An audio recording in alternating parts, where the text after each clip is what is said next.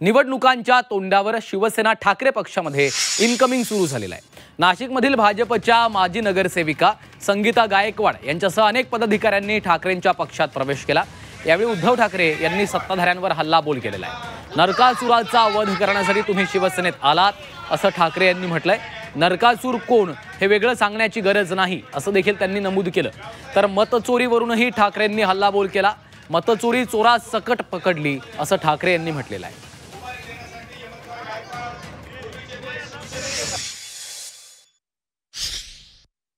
चांगल्या दिवशी तुम्ही आलेला आहात। आज काय नरक चतुर्थी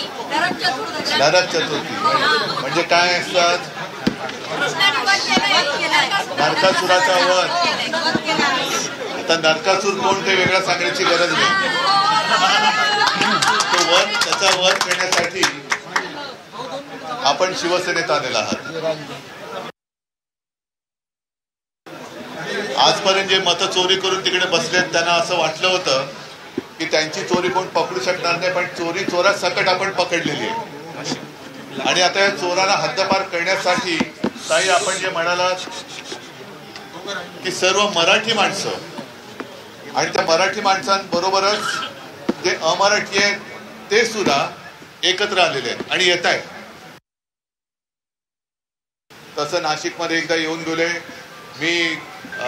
नाशिकमध्ये पुन्हा येईल,